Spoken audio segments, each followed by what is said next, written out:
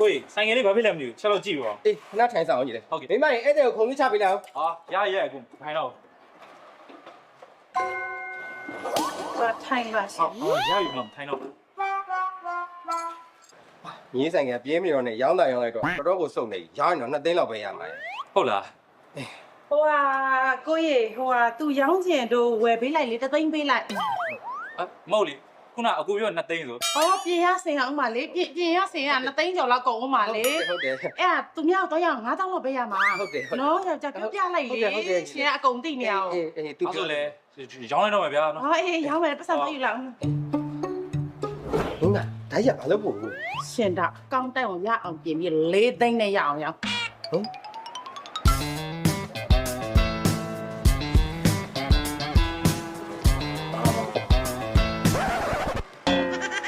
မိမဒါကြီးอ่ะ ဟိုဆိုင်ငယ်ရောင်းပြီးဓာတ်ဝယ်ချလာဓာတ်ရှယ်ရွှိုင်းပြီးရောင်းရအောင် အေး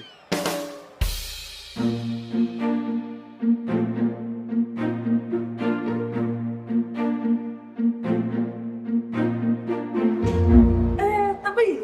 အန်ဒီလေးသမီးတို့တက်တော့တနော်အဆောင်မှုလေသဘောကောင်းတဲ့အဆောင်မှု မင်းရဲ့ဆောင်းမှုရဲ့သမီးတို့ကအသက်ကြီးတော့ဆောင်းမှုကဒီတိုင်းလေးပဲဆောင်းမှုဘာလို့လဲပြောအကုန်လုံးဇစ်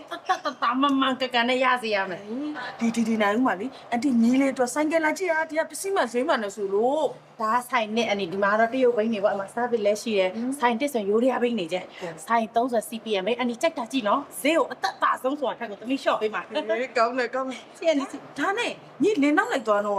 ဟိုဆိုင်ကယ်ဝက်ရှော့မှာလုပ်တဲ့ကြောက်ချက်လေးပါဘလို့ဖြစ်ပြီးဒီလိုဆိုင်ကြီးဖြစ်သွားလဲအန်ဒီကချီချူတာနော်ချီချူတာ အော်အန်ဒီ ငါတူရောအန်ဒီကချီချူနေတာရမ်းတော်တယ်ဆိုပြီးတော့လေ ဒီလိုပဲစူးစမ်းရတာပေါ့အန်ဒီရဲ့ဆိုင်ကယ်ဝက်ရှော့တေးသေးလေးကနေစပြီးတော့ဒီလိုမျိုးဒီတီနိုင်ဦးဆိုပြီးကျွန်တော်နာမည်နဲ့ဖွင့်နိုင်ဖို့ဆိုတာကအများကြီးစူးစမ်း ဆိုင်ကလေးပြပေးမယ်နော်